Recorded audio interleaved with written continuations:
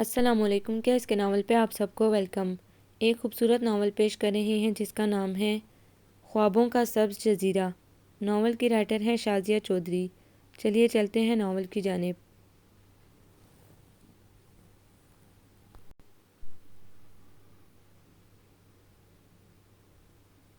شام کے 5 بجنے کو تھے۔ زرلالہ تیزی سے اپنا کام سمیٹ رہی تھی۔ بابا جان نے اسے جلدی لوٹنے کو کہا تھا۔ احمد کی پولیو زدہ ٹانگ میں کچھ دنوں سے شدید تکلیف ہو رہی تھی۔ بابا نے ڈاکٹر سے آج شام 6 بجے کا ٹائم لیا تھا اور اس کا چیک اپ کروانے کے لیے زرلالہ کو ہمراہ جانا تھا۔ امی تو 3 ہفتوں سے لاہور شاہ لالہ بجیا کے ہاں گئی ہوئی تھی۔ ان کا ڈیلیوری کیس تھا۔ امی کی لاڈلی بیٹی تھی، پہلی خوشی تھی، ماں کو آنکھوں کے سامنے دیکھنا چاہتی تھی۔ ضیا نے براؤن گلاسز سے پردے ہٹائے تو روشنی کی تیز سی لکیر نے زرلالہ کا تعاقب کیا۔ وہ چونک کر مڑی۔ 5 سے اوپر ہو گئے ہیں اور وہ مصیبت کی جڑ ابھی تک تشریف نہیں لائی۔ زج کر کے رکھ دیا ہے اس فسادی نے۔ ایک تو میڈم نے بھی اسے ڈیل دے رکھی ہے۔ وہ دانت پیس کر بڑبڑائی۔ آتا ہوگا ویسے کرینز قیاس یہ ہے کہ موصوف کی پھٹیچر موٹر بائیک نے عین موقع پر دغا دے دی ہوگی۔ ضیا مسکرا دیا۔ وہ زرلالہ اور باسط کے آپس کی کھٹ پٹ کا عینی شاہد تھا اور اب تو یہ روز کا معمول بن چکی تھی۔ باسط کو اس پیپر میں کام کرتے ہوئے فقط 1 سال ہوا تھا اور اس 1 سال میں کوئی 400 مرتبہ اس کی زرلالہ سے جھڑپ ہو چکی تھی۔ کتنی مرتبہ کہہ چکی ہوں کہ ہم سارے دفتر والے چندہ جمع کر کے اس کی پھٹیچر بائیک اور بدرنگ بھوری جینز کی تبدیلی کا عمل وجود میں لاتے ہیں۔ خود سے تو اسے احساس ہونے سے رہا۔ وہ جلا کر کرسی پر بیٹھ گئی۔ ہاں بھئی، باسط آ گیا فیلڈ سے۔ میڈم بلا رہی ہیں۔ عاصم عجلت میں گلاس ڈور کھول کر ہال کمرے میں آیا تھا۔ السلام علیکم۔ اے نیک و بد لوگو۔ بھوری بدرنگ جینز پر پنک لائننگ والی شرٹ پہنے، پی کیپ سر پہ ٹکائے، سامنے چمکتے چہرے پہ سجی گھنی مونچھوں میں انگلیاں چلاتے ہوئے وہ بڑے شریر انداز میں جھکا تھا، یوں کہ اس کا لمبا تار سا وجود 60 ڈگری کے زاویے پر ٹھہر سا گیا تھا۔ اس کی گہری چاکلیٹی آنکھوں میں ہمہ وقت احساسات کی ایک ہلچل سی مچی رہتی تھی۔ مجھے خبر تھی میری شامت مجھے یاد کر رہی ہوگی۔ پرسکون انداز میں مسکراتے ہوئے وہ زرلالہ کی ٹیبل کے عین مقابل آ کھڑا ہوا۔ وہ غصے سے ہونٹ چباتے ہوئے سر جھٹک کر ٹیبل پر بکھرے کاغذات کی طرف متوجہ ہو گئی تھی۔ باہر بڑا زبردست موسم ہے۔ ٹھنڈی ٹھنڈی ہوا چل رہی ہے۔ گرمی کا دور دور تک نشان نہیں ہے۔ آسمان پر بادل چھائے ہوئے ہیں اور استقبال کر رہے ہیں اور وہ صاف اس کو چیئر اپ کرنے کی صحیح میں تھا۔ اگر آپ کی منظر کشی اختتام پذیر ہو گئی ہو تو اپنا سروے دے دیجیے۔ کل شمارہ پریس میں بھیجنا ہے۔ وہ سخت آف موڈ میں ماتھے پہ ناگواری کی شکنیں لیے بے دہانی میں کاغذات الٹ پلٹ کر رہی تھی۔ غصہ ضبط کرنے میں سخت دشواری ہو رہی تھی۔ ارے ہم بڑے ذمہ دار لوگ ہیں زرلالہ حسن، یہ لیجیے حسب وعدہ سروے مکمل ہے۔ وہ کرسی کھینچ کر اس کے سامنے بیٹھ گیا۔ عاصم میڈم کو باسط کی آمد کا بتانے اندر جا چکا تھا۔ ضیا کونے میں افزا کے ساتھ مل کر اپنے آرٹیکل کی پروف ریڈنگ کر رہا تھا۔ زرلالہ نے اس سے سروے لے کر پڑھنا شروع کر دیا۔ جوں جوں پڑھتی گئی ماتھے پہ بچھی شکنوں میں اضافہ ہوتا گیا۔ بالآخر اس نے پورا پڑھ کر سروے ٹیبل پر رکھ دیا اور براہ راست باسط کی طرف دیکھا۔ وہ کسی انگلش نیوز ویک کا مطالعہ کر رہا تھا۔ یہ کیا ہے؟ زرلالہ نے لہجہ سخت بنا کر اسے گھورا۔ سروے ہے، سوشل سروے کے کالم کے لیے، وہ سادگی سے بولا۔ بنو نہیں، زرلالہ نے جھڑکا۔ تمہیں پہلے بھی میں بریف کر چکی ہوں کہ اس قسم کے موضوعات ہمارے میگزین میں شائع نہیں ہوتے۔ ان پر محنت کرنے اور سر کھپانے کا کوئی فائدہ نہیں۔ ایسے موضوع کا انتخاب کرو جو میگزین کے مزاج سے ہم آہنگ ہوں۔ تمہاری سمجھ میں کیوں نہیں آتا؟ وہ جھلائی اور ساتھ ہی غیر محسوس انداز میں اس کا سروے ٹیبل کے نیچے باسکٹ میں ڈال دیا۔ اخباری سائز کا 18 صفحات پر مشتمل یہ ہفتہ وار میگزین صدائے صبح کے نام سے محسن ملک کی چیف ایڈیٹر شپ میں ہر ہفتہ باقاعدگی سے شائع ہوتا تھا۔ محسن ملک کی بیگم سحرش ملک اس کی ایگزیکٹو ایڈیٹر تھیں اور فارم میں میڈم ملک کے نام سے جانی جاتی تھیں۔ یہ پیپر تفریحی و معلوماتی سٹائل اور پالیسی کے مطابق چلتا ہے۔ وہ ناخوشگوار انداز میں سمجھانے لگی۔ پھر اس کا نام صدائے صبح کیوں رکھا گیا ہے؟ وہ بولا سا منہ بنا کر بولا۔ صدائے صبح کا مجموعی مفہوم تو یہی بنتا ہے کہ عوام کو حالات حاضرہ سے آگاہ رکھا جائے، وقت کے تقاضوں سے آگاہ کیا جائے، ارد گرد ہونے والے واقعات کے پس منظر اور پیش منظر سے باخبر کیا جائے۔ میں تم سے بحث میں نہیں الجھ سکتی، مجھے اور بھی بہت سے کام ہیں۔ وہ تپ کر بولی۔ کام کیا؟ پھر کسی فضول قسم کی ماڈلنگ کی خواہاں لڑکی ڈھونڈ کر آفت قسم کے فوٹو سیشن کروا کر پیپر کے سینٹر کے 4 صفحات بھرنا ہوں گے۔ باسط استہزائیہ لہجے میں بولا۔ اس کے انداز میں طنز کی واضح جھنکار تھی۔ کیوں ضائع کر رہی ہو اپنی صلاحیتیں؟ وہ اس کے آگ بگولا موڈ سے قطع نظر اپنے مخصوص بے نیاز و بے پرواہ انداز میں گویا ہوا۔ یہ تو قلم اور پیسے کے بے جا استعمال کے مترادف ہے۔ کیا گلیمر اور مرچ مسالے کے بغیر صحافت کی گاڑی نہیں چل سکتی؟ صاف ستھری، واضح، بے باک و بیلاگ اور حقیقی رپورٹنگ کی جگہ کب تک کوڑے کی باسکٹ بنتی رہے گی؟ وہ اپنے سروے کو توڑ مروڑ کر باسکٹ میں ڈالنے کا نظارہ ملاحظہ کر چکا تھا۔ یہ معاشرہ ابھی اتنا سچ برداشت نہیں کر سکتا۔ مسٹر باسط علی شیخ صاحب، وہ تمسخرانہ نظروں سے اسے دیکھ رہی تھی۔ ہم کب تک عوام کو لفظوں اور تصویروں کی میٹھی گولی دے کر خواب غفلت میں دھکیلتے رہیں گے؟ کبھی تو وہ اس شاعری کا بیت جان جائیں گے، حق کا راستہ ہی فلاح کا راستہ ہے، ایک دن سب پر کھل جائے گا میڈم۔ وہ بڑا مطمئن اور پرسکون تھا۔ اس کا لہجہ اس کی ذہنی کیفیت کا غماز تھا۔ تمہیں 1 سال ہوا ہوگا صحافت میں قدم جمائے، اور مجھے اس دشت کی سیاہی میں 3 سال گزر چکے ہیں۔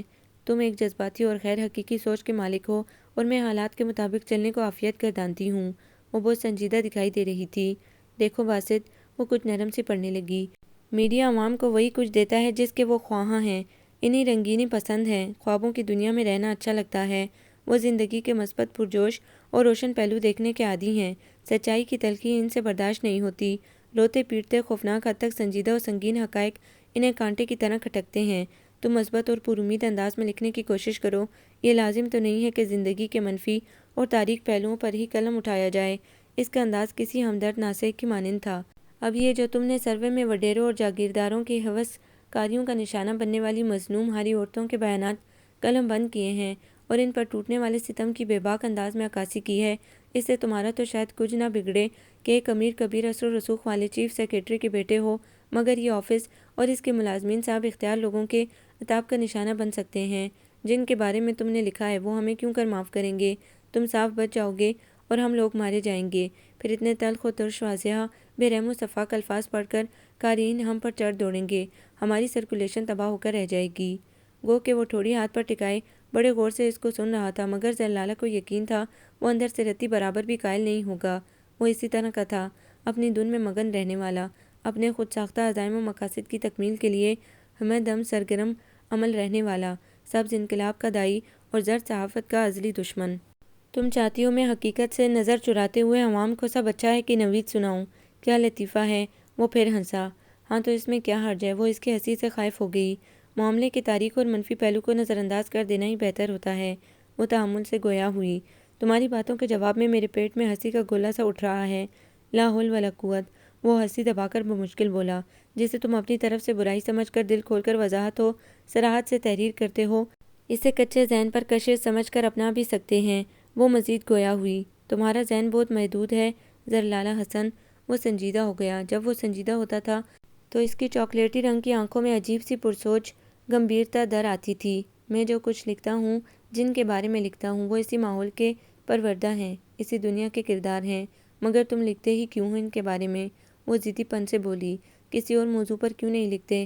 وہ یوں مسکرایا جیسے کسی چھوٹے سے بچے کی احمقانہ بات پر کوئی بزرگ تبسم ریز ہوتا ہے۔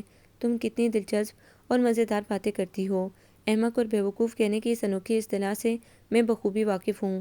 وہ اس کے تبسم کا برا مان گئی۔ احمق نہ کہوں تو اور کیا کہوں؟ وہ ہلکے پھلکے انداز میں گویا ہوا۔ نادان لڑکی، میں وطن و قوم کے مفاد کی خاطر ہی تو تاریک پہلوؤں کی منظر کشی کرتا ہوں۔ برے پہلوؤں کو اجاگر ضرور کرنا چاہیے تاکہ عوام معاملے کی تہہ تک پہنچ کے اس برائی کا سدباب تلاش کرنے کی فکر کریں۔ حقائق سے بے خبر رکھ کر خیالی جنت کی سیر کراتے رہنے سے مسائل میں اضافہ ہی ہوگا، کمی نہیں ہو سکتی۔ اس نے کرسی کی بیک پر پشت ٹکاتے ہوئے کہا۔ ضیاء، تم سوشل سروے کے کالم کے لیے کچھ لکھ کے دے سکتے ہو؟ وہ اسے نظر انداز کر کے کمپیوٹر روم سے نکلتے ضیاء سے مخاطب ہوئی۔ کیا باسط نے سروے نہیں کیا؟ ضیاء کو حیرانی ہوئی۔ یہ کالم کچھ عرصے سے باسط سنبھالے ہوئے تھا۔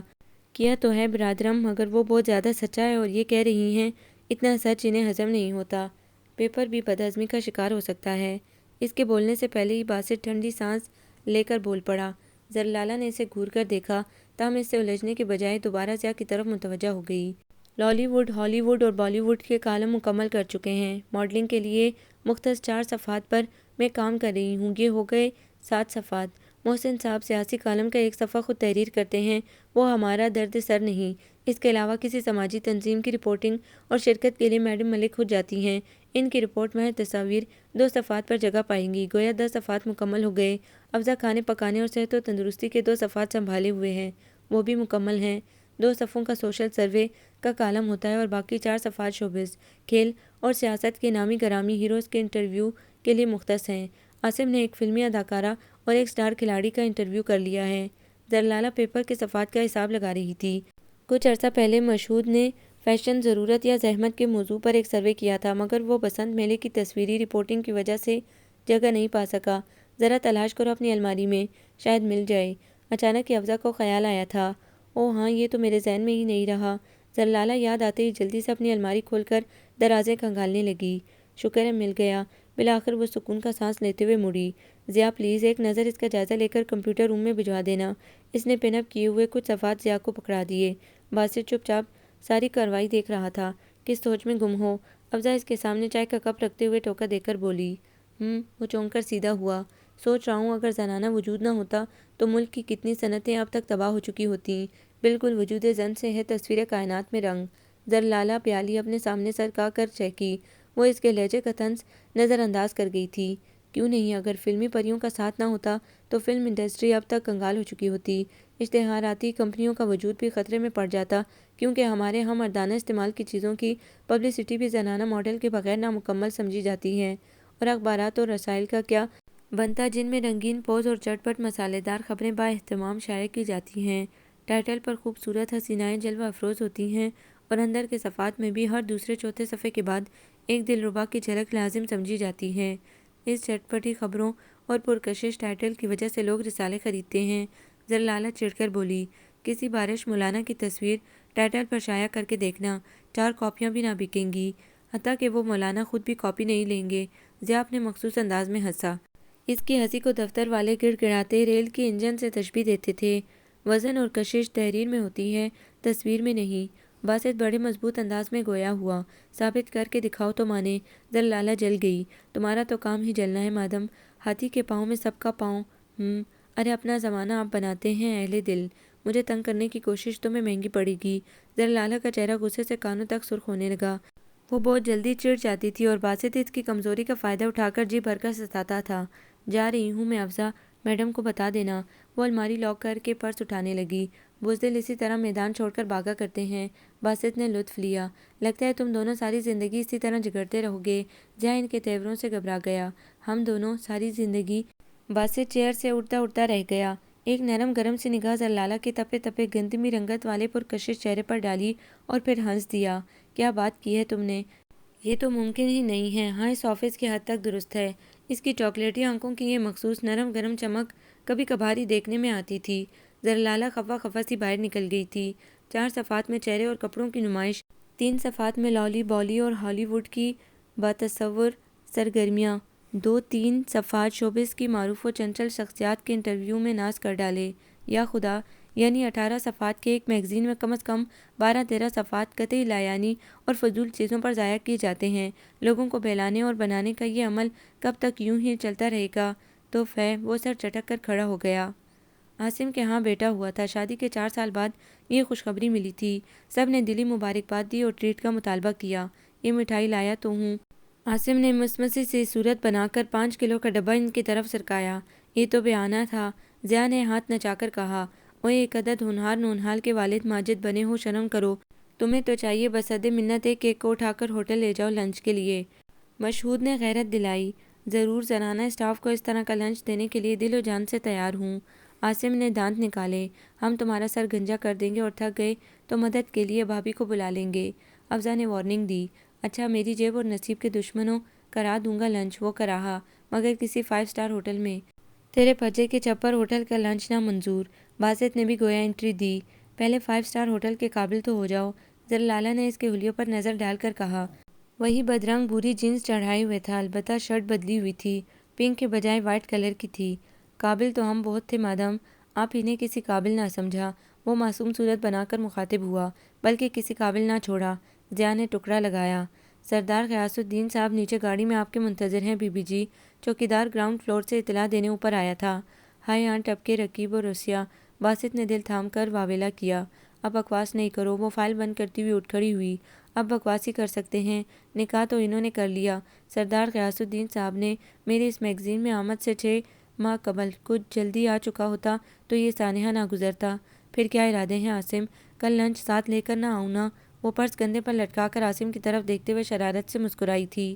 ہائے نہ لانا عزیزہ، عاصم نے جیسے بڑے دکھے دل سے جواب دیا۔ اس تھائی میں بڑی تاثیر ہے۔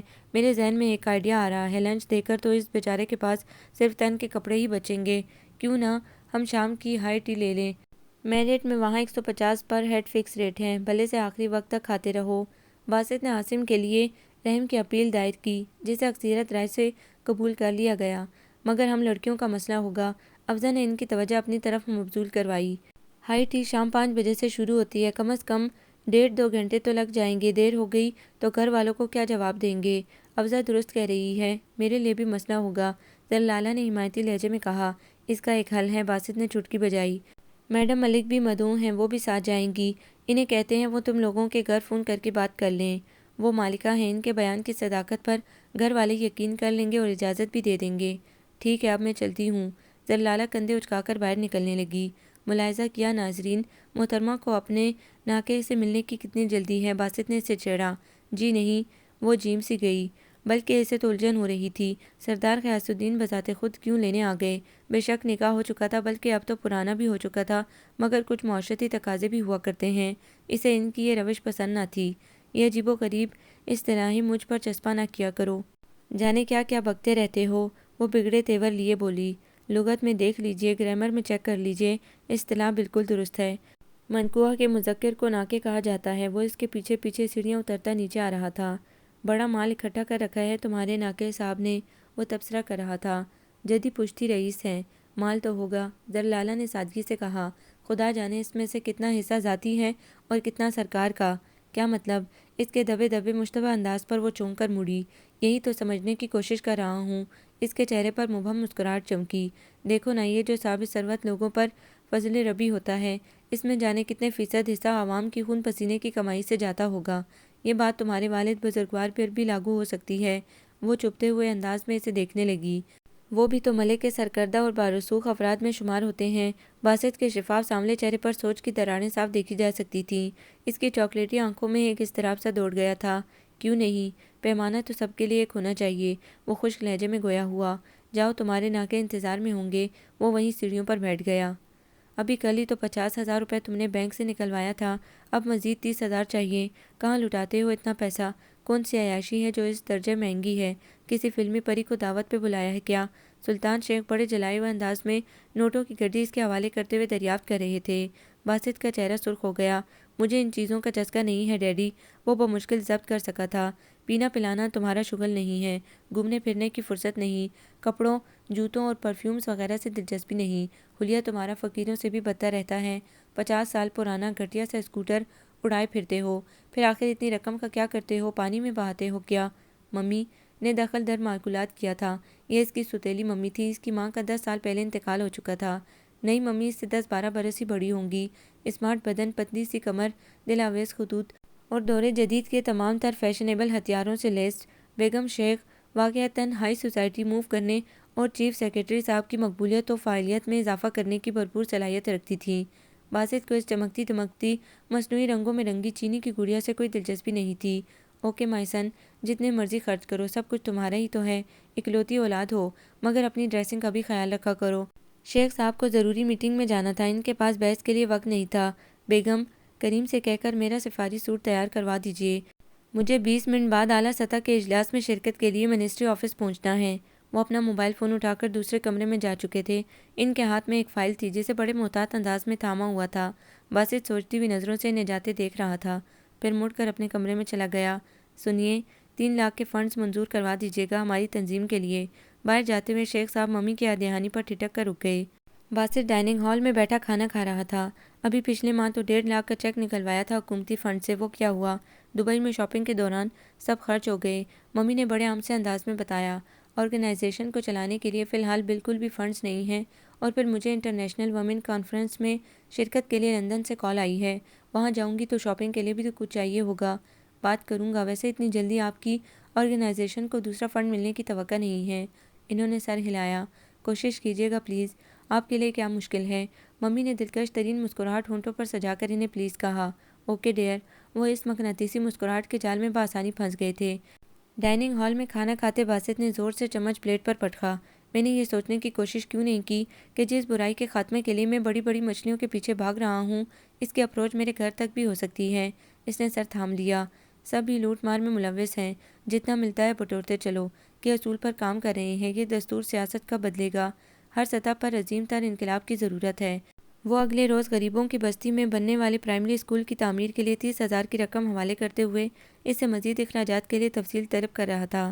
وہ ہر ماہ اپنے اکاؤنٹ میں جمع شدہ تقریباً ساری رقم ضرورت مندوں اور رفاہی و تعلیمی اداروں میں تقسیم کرتا تھا۔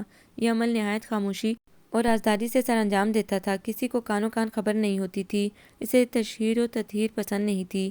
50,000 روپے گزشتہ دنوں اس نے ایک غریب مزدور کی بیٹی کی شادی کے لیے اس کو دیا تھا۔ بہت سے غریب بچوں کے تعلیمی اخراجات کا ذمہ اس نے اپنے سر لے رکھا تھا۔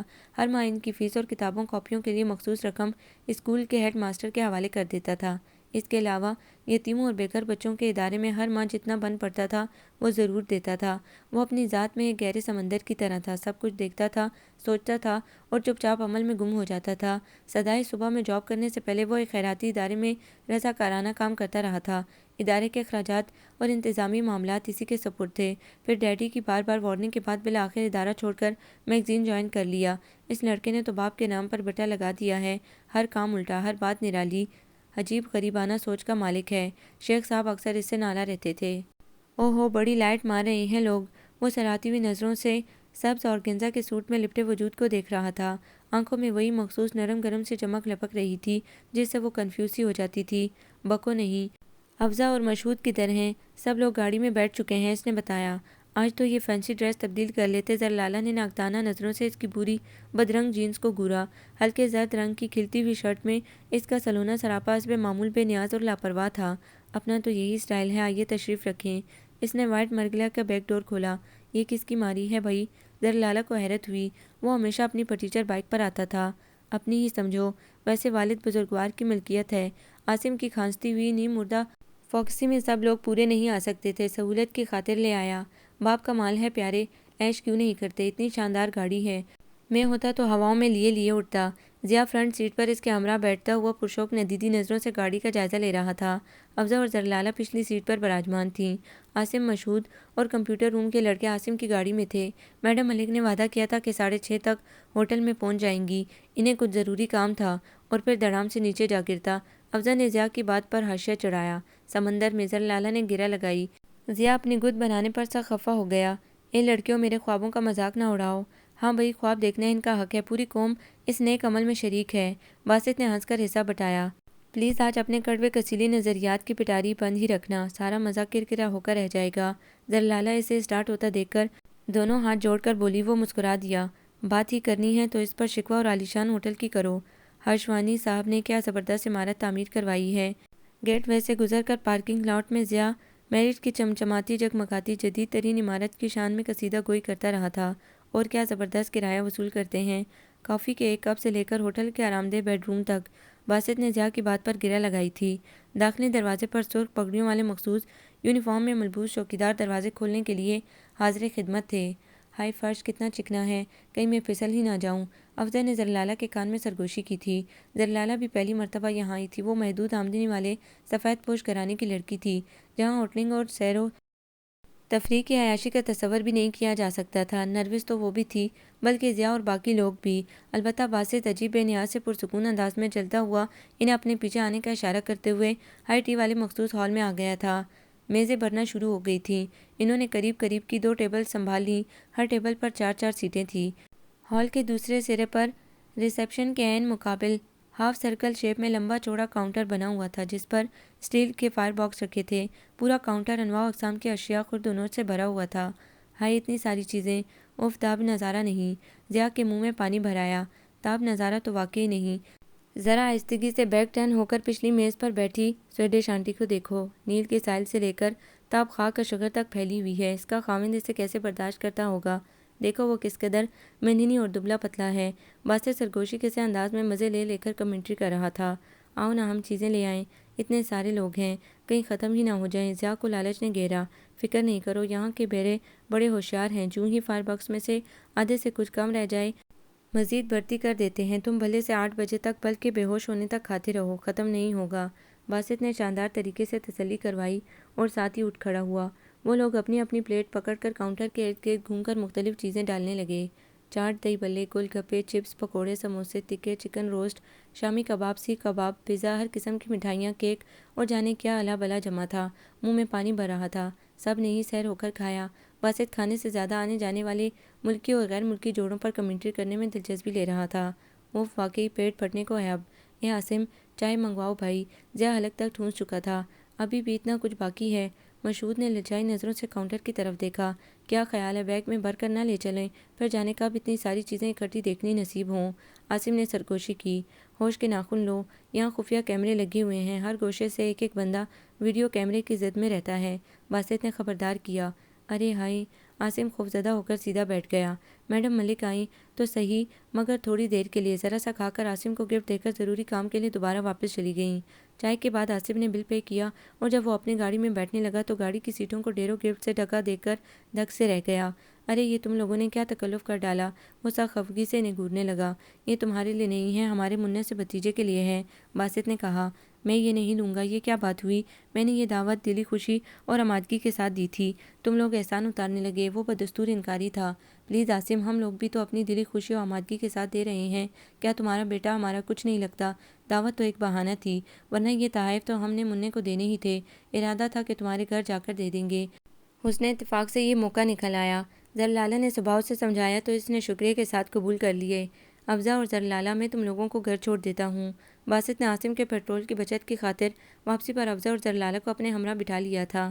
ضیاء تو عوامی مرکز کے فلیٹ میں رہتا تھا، 2-4 منٹ بعد ہی اس کا گھر آ گیا۔ افضا کو اس کے گھر اتارنے کے بعد اس نے گاڑی پنڈی کی طرف موڑ لی۔ زرلالہ پنڈی میں سیٹلائٹ ٹاؤن میں رہتی تھی۔ کیا بات ہے، ڈر تو نہیں لگ رہا؟ وہ اسے چپ چاپ گاڑی سے باہر جھانکتے دیکھ کر خاموشی کا اثار توڑتے ہوئے بولا۔ وہ چونک کر اس کی طرف متوجہ ہوئی۔ ڈر؟ مگر کس سے؟ وہ سادگی سے اسے دیکھ کر بولی۔ کسی سے نہیں۔ باسط ایک نظر اس پر ڈال کر سامنے دیکھنے لگا۔ پھر تم نے پوچھا کیوں؟ وہ الجھ گئی۔ وہ کچھ دیر خاموش رہا۔ یوں ہی بعض اوقات بندہ اپنے آپ سے بھی ڈرنے لگتا ہے۔ اس کے دوبارہ اصرار پر وہ ٹالنے والے انداز میں بولا۔ کیا تم کبھی خود سے خوفزدہ ہوئے ہو؟ ہاں، اس نے گہری سانس لی۔ کبھی کبھی میرے ساتھ ایسا ہوتا ہے۔ کب؟ وہ دلچسپی سے پوچھنے لگی۔ کیا اس سوال کا جواب دینا ضروری ہے؟ وہ لب کاٹ کر بولا۔ ضروری تو نہیں ہے، تاہم اگر دے دو تو عنایت ہوگی۔ وہ مسکرا دی۔ پھر پلیز مت پوچھو، اس نے بےتابی سے کہا۔ چلو نہیں پوچھتی۔ زرلالہ اس کے تیور سمجھ نہیں پا رہی تھی، تاہم بات ختم کرنے کے لیے چپ ہو گئی۔ باسط کو اس خاموشی کا احساس ہوا تو خود ہی موڈ اور بات بدل کر بولا۔ کیسا لگا تمہیں آج کا یہ ٹرپ؟ زبردست، بہت لطف آیا۔ میں سوچتی ہوں اتنی اچھی کمپنی پھر جانے کبھی نصیب ہوگی بھی یا نہیں۔ کچھ عرصے بعد سب کچھ بدل جائے گا، میری اور افضا کی شادی ہو جائے گی۔ مشہود باہر جانے کے چکروں میں ہیں، ضیاء کسی اخبار میں کام کرنے کی خواہش رکھتا ہے، جب کبھی چانس ملا تو یہاں سے چھوڑ کر چلا جائے گا۔ رہے تم ایک انقلابی قسم کے مضطرب سیاستدان کی روح چھپی ہوئی ہے۔ پھر یوں بھی جاب تمہارا مسئلہ نہیں، تم جب چاہو کوئی بھی سرکاری نوکری تمہارے والد صاحب تھالی میں سجا کر پیش کر سکتے ہیں۔ تمہاری رخصتی کب تک متوقع ہے؟ وہ اس کی بات پر تبصرہ کیے بنا سوال کرنے لگا۔ دیکھو، شاید 1 سال مزید لگ جائے۔ دراصل سردار غیاث الدین صاحب کے والد مشہور و معروف سیاستدان ہیں، ان کے ملکی اور غیر ملکی دورے ہی ختم نہیں ہوتے۔ خود غیاث صاحب بھی زیادہ تر بیرونی دوروں پر رہتے ہیں۔ اچھا ہے، میں تو خود کچھ عرصہ سکون سے گزارنا چاہتی ہوں، وہ مگن سے انداز میں بتا رہی تھی۔ یہ تمہارے سسر محترم کچھ زیادہ ہی لمبے ہاتھ نہیں مار رہے؟ باسط کی پیشانی پر تفکر کی لکیریں بچھی ہوئی تھیں۔ اچھا، مجھے تو خبر نہیں، اس نے لاپرواہی سے کندھے اچکائے۔ موجودہ دور حکومت میں کون ہے جو نہیں سمیٹ رہا؟ سب اسی مشن میں لگے ہوئے ہیں۔ وہ زہر خند ہوئی۔ خیر، کبھی نہ کبھی تو ان کا یوم حساب آئے گا، باسط پر امید تھا، اور مجھے یقین ہے وہ دن دور نہیں جب قوم ان سے ایک ایک پائی کا حساب لے گی۔ یہ وطن فروش آخر کب تک عوام کی نظروں میں دھول جھونکتے رہیں گے؟ کوئی اور بات کرو، آج میرا موڈ بڑا اچھا ہے۔ وہ اس کے پرجوش انداز پر گھبرا کر ٹوکنے لگی۔ اوفو، آج کے دور میں سچی بات دل کی بیٹ دھڑکن ڈسٹرب کرنے کا سبب بن جاتی ہے، اس نے ہلکے پھلکے انداز میں کہتے ہوئے ریڈیو سیٹ آن کر دیا۔ مغنیہ ایک ملی نغمہ گا رہی تھی، بڑے ہی دل فریب بول تھے۔ سبز خوابوں کا جزیرہ سدا آباد رہے، آزاد رہے۔ تمہاری پسند بھی تم سے ملتی جلتی ہے۔ وہ مسکرا کر اسے دیکھنے لگی۔ ہاں، مگر کبھی کبھی میری پسند میرے مزاج سے نہیں بھی ملتی، پھر بھی میں اسے پسندیدگی کا درجہ دیتا ہوں۔ اس کا لہجہ گہرا سا تھا۔ میڈم، آپ نے بلایا تھا؟ ہاں آؤ بیٹھو۔ میڈم ملک نے نرمی سے باسط کو بیٹھنے کا اشارہ کیا۔ بڑے آدمی کا بیٹا ہونے کے ناطے وہ اس کے ساتھ خصوصی سلوک روا رکھتی تھیں۔ آج میں تمہیں مختلف کام سونپ رہی ہوں باسط۔ حکم کیجیے میڈم۔ وہ متن گوش تھا۔ تمہاری والدہ مسز شیخ ایک معروف سوشل ویلفیئر سوسائٹی کے آرگنائزر ہیں، سماجی حلقوں میں ان کا نام بڑے احترام سے لیا جاتا ہے۔ بہت سے کام ان کی تنظیم کے کریڈٹ پر ہیں۔ میں چاہتی ہوں ان کا انٹرویو اور ادارے کی سرگرمیوں پر جامع رپورٹ مرتکب کی جائے۔ اس کے لیے میں نے تمہارا انتخاب کیا ہے کہ تم بہت آسانی سے یہ کام کر سکتے ہو۔ ٹائم سیٹ کرنے اور خصوصی ملاقات طے کرنے کا مسئلہ بھی نہیں ہوگا۔ وہ بڑے رواں اور نفیس انداز میں اس سے مخاطب تھیں۔ باسط کے چہرے پر عجیب سے تمسخرانہ تاثرات ابھرنے لگے۔ میرا خیال ہے میڈم، ان نام نہاد تنظیموں کی شہرت کی ماری آرگنائزرز کے انٹرویوز پر صفحے ضائع کرنے کی قطعی ضرورت نہیں ہے۔ یہ سوشل آرگنائزیشن، یہ تنظیمیں، یہ سماجی کام سب فراڈ ہیں۔ اعلیٰ افسران کی نازک اندام بیگمات کے لیے وقت گزاری کا ایک مشغلہ ہے، ایسا مشغلہ جس میں مفت کی شہرت اور فنڈز بھی ہاتھ لگ جاتے ہیں اور عوام میں مقبولیت بھی حاصل ہو جاتی ہے۔ ایسی بات نہیں، ہر شہر میں بہت سی فلاحی اور سماجی تنظیمیں اپنی اپنی سطح پر کام کر رہی ہیں، عوام کی خدمت کر رہی ہیں۔ میڈم نے اس کی بات سے اتفاق نہ کیا۔ جن میں خدمت خلق کا جذبہ موجود ہو، انہیں شہرت اور ثروت کی طلب نہیں ہوتی میڈم۔ اصل کام وہ کر رہے ہیں جو دائیں ہاتھ سے دیتے ہیں اور بائیں کو اس فعل کی خبر نہیں ہونے دیتے۔ باقی سب کاغذی ادارے ہیں۔ سماجی تنظیم کے نام پر ہر ماہ حکومت کے لاکھوں روپے ہڑپ کر جاتے ہیں، اور میں آج کل ایسی ہی تنظیموں کا سراغ لگانے کی کوشش کر رہا ہوں۔ میں نے کچھ ثبوت بھی اکٹھے کر لیے ہیں۔ خدا کے لیے باسط، ایسے ویسے کام میں ہاتھ نہ ڈالنا۔ میڈم اس کے ارادے بام کر گھبرا گئی۔ ہم کسی قسم کے معاشی جھٹکے کے متحمل نہیں ہو سکتے۔ ہمیں اپنی ساکھ ہر چیز سے زیادہ عزیز ہے۔ تم بھلے سے یہ انٹرویو نہ کرو، مگر پلیز غیر ضروری کاموں میں مت الجھو۔ ابھی کل بھی سردار الیاس صاحب نے کال کر کے تمہاری شکایت کی تھی کہ تم ان کے آدمیوں سے سردار صاحب کی ملوں اور فیکٹریوں کے بارے میں پوچھ گچھ کر رہے تھے۔ میڈم اس سے عاجز آئی ہوئی تھی۔ نکال اس لیے نہیں سکتی تھی کہ وہ بارسوخ شخص کا بیٹا تھا۔ وہ سر ہلاتے ہوئے برا سا منہ بنا کر باہر آ گیا۔ جب وہ مجبوراً سر ہلاتا تھا تو اس کا صاف مطلب یہ ہوتا تھا کہ وہ اندر سے قطعی قائل نہیں ہوا اور کسی مناسب موقع پر اپنے ارادے کو پایہ تکمیل تک ضرور پہنچ جائے گا۔ ذرلالہ نے اسے باہر آتے ہوئے دیکھ لیا تھا۔ اس کے لٹکے ہوئے منہ کی وجہ بھی جان گئی تھی۔ ابھی کل ہی میڈم ملک اس کی عجیب و غریب سرگرمیوں پر تنگ آئے ہوئے انداز میں ذرلالہ سے تبادلہ خیال کر رہی تھیں۔ تم اپنی حرکتیں چھوڑ کر سنجیدگی سے کام کیوں نہیں کرتے؟ اسے کرسی پر گر کر سر تھامے بیٹھے دیکھ کر وہ ہمدردانہ گویا ہوئی۔ میں نے ایک فیصلہ کیا ہے ذرلالہ۔ اچانک وہ سوچ و بچار کے سمندر سے باہر نکل آیا۔ اگر اللہ تعالیٰ نے توفیق دی تو میں اپنا ذاتی میگزین نکالوں گا۔ وہ پرعزم تھا۔ تم اور میگزین نکالو گے؟ ناممکن۔ اسے ہنسی آ گئی۔ وہ برا مان گیا۔ کیوں؟ میں ایسا کیوں نہیں کر سکتا؟ کیا میں اس قابل نہیں ہوں؟ وہ گھور کر اسے دیکھنے لگا۔ اگر تم دفتر بنانے اور اسٹاف افورڈ کرنے کی بات کر رہے ہو تو اس حد تک تم اپنے والد کی دولت کے بلبوتے پر کر سکتے ہو، مگر ایک میگزین کو ہفتہ وار نکالنا، چلانا اور عوام میں مقبول بنانا قطعی ناممکن ہے۔ مگر کیوں؟ وہ بحث کرنے پر تل گیا۔ ظاہر ہے تم ماڈلنگ کے صفحات شامل نہیں کرو گے، ملکی اور غیر ملکی شعبے سرگرمیوں کو شائع نہیں کرو گے، سنجیدہ اور بے باک اور خوش قسم کے موضوعات کو زیر بحث لاؤ گے۔ ایسے میں کون تمہارے میگزین کے لیے اشتہارات دے گا؟ کون کاپیاں خریدے گا؟ ظاہر ہے اشتہارات کسی بھی پرچے کے لیے ریڑھ کی ہڈی کی سی اہمیت رکھتے ہیں۔ اس کے بغیر رسالہ نہیں چل سکتا۔ میں اپنے قلم کے زور سے قارئین کو متوجہ کروں گا، حقائق سامنے لاؤں گا، مسائل حل کرنے کے لیے اصلی وجوہات سے روشناس کرواؤں گا اور پھر مثبت اور پرجوش طرز فکر اجاگر کروں گا۔ تم دیکھنا، سچی تحریر کی کرشمہ سازیاں۔ وہ اپنی دھن میں کھویا ہوا تھا۔ میں ان تمام حقائق کی نقاب کشائی کروں گا جن سے عوام بے خبر ہیں۔ تم دیکھنا ذرلالہ، عنقریب ایک اصلاحی اور مثبت سبز انقلاب آنے کو ہے۔ وہ بہت پرجوش تھا۔ اس کی چاکلیٹی کلر کی آنکھوں میں خوابوں کے جزیرے رقصاں تھے۔ اچھا اس بحث کو چھوڑو، ادھر آؤ، میں نسبتاً آسان کام تمہارے سپرد کرتی ہوں۔ تم ایسا کرو، میگزین کے لیے حقیقی واقعات پر کہانیاں لکھنا شروع کرو۔ اس میں رومانس، مزاح اور تفریح وغیرہ بھی شامل کر سکتے ہو۔ اس نے اس کا دھیان بٹانے کی کوشش کی۔ وہ رضامند بھی ہو گیا۔ کچھ دن بعد بڑے جوش کے عالم میں اس نے کاغذات کا ایک بلندہ اس کے حوالے کیا۔ یہ میں نے بہت محنت اور ریسرچ کے بعد لکھی ہے۔ مجھے یقین ہے اس میں تمہیں کوئی خامی نظر نہیں آئے گی۔ موضوع کیا لیا ہے؟ ذرلالہ سرسری سے انداز میں کاغذ پر نظریں دوڑا رہی تھی۔ آج کے دور میں فلسفہ محبت کی عملی معافی، اس نے فرمانبرداری سے دہرایا۔ یعنی آج کل کے لو افیئرز پر لکھا ہے، جو پارکوں، کالجوں، ہوٹلوں اور تنہائی کے پرسکون گوشوں میں وقوع پذیر ہوتے ہیں۔ وہ بڑی سعادت مندی سے بتا رہا تھا۔ ٹھیک ہے، میں گھر لے جاتی ہوں، رات کو تفصیل سے پڑھوں گی، صبح تم سے ڈسکس کروں گی۔ باسط کو دیکھا ہے افزا؟ اگلے دن وہ بڑے جارحانہ انداز میں اسے تلاش کرتی پھر رہی تھی۔ نہیں، غالباً ابھی نہیں آیا۔ خیر تو ہے نا؟ میری تو ہے، مگر اس کی خیر نہیں ہے میرے ہاتھوں۔ وہ سخت غصے میں تھی۔ ہوا کیا؟ افزا دلچسپی سے ہنس کر پوچھنے لگی۔ وہ باسط اور ذرلالہ کی آئے دن کی جھڑپوں سے بخوبی واقف تھی۔ اب اس نے کیا کر دیا؟ اس کے ہاتھوں جو کچھ بھی ہو کم ہے۔ وہ تیش زدہ سی تھی۔ میں نے محبت کے موضوع پر فیچر نما اسٹوری لکھنے کو کہا تھا، اور اس نے کیا لکھا؟ امتحانی جوابات پر مشتمل پرچہ۔ افزا کو گدگدی ہوئی۔ نہیں، وہ دانت پیسنے لگی۔ ایسی بیہودہ کھلی ڈلی زبان میں پیار و محبت کی سین کی منظر کشی کی ہے کہ اس کا سر توڑ دینے کا دل چاہتا ہے۔ وہ کھول کر رہ گئی۔ بھلا اس طرح کہانی بناتے ہیں؟ کوئی ادب لحاظ نہیں، اخلاق و معاشرتی حدود کا خیال نہیں، رومانس ہے کہ بےہودگی؟ آج کل کا رومانس بےہودگی کی ایک شکل بن چکا ہے مادام وہ کہیں سے اٹپ کا تھا۔ ایک جملے سے ہی وہ زرلالہ کے مشتعل تیوروں کا متن جان چکا تھا۔ اسے علم ہو گیا تھا کہ توپوں کا رخ کسی کی سمت ہے۔ آج تو لگتا ہے کچا چبانے کا ارادہ ہے۔ اس کو خونی نظروں سے گھورتے پا کر وہ گھگھیا کر ڈرنے کی ایکٹنگ کرنے لگا۔ یہ سب کیا بکواس ہے؟ اس نے کاغذات کا پلندہ اس کی میز پر پٹک دیا۔ تم نے ہی تو موجودہ دور کے رومانس پر لکھنے کو کہا تھا۔ میں نے جو ارد گرد دیکھا، محسوس کیا، مشاہدہ کیا، لکھ دیا۔ کیا گناہ کیا ہے؟ وہ معصوم سے انجان انداز میں بولا۔ کیا شاعرانہ جواب ہے! سبحان اللہ!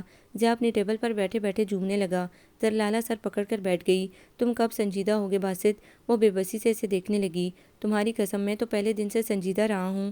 بس بدقسمتی یہ ہوئی کہ سردار غیاث الدین صاحب مجھ سے 6 ماہ پہلے ہی سنجیدہ ہو بیٹھے تھے، ورنہ… اس سے آگے وہ جملہ مکمل نہیں کر سکا، کیونکہ زرلالہ کی طرف سے پھینکے گئے پیپر ویٹ کے نشانے سے بچنے کے لیے پھرتی سے کرسی سے نیچے پھسلنا پڑا تھا۔ اس کی آنکھوں میں نرم گرم چمک ابھری تھی۔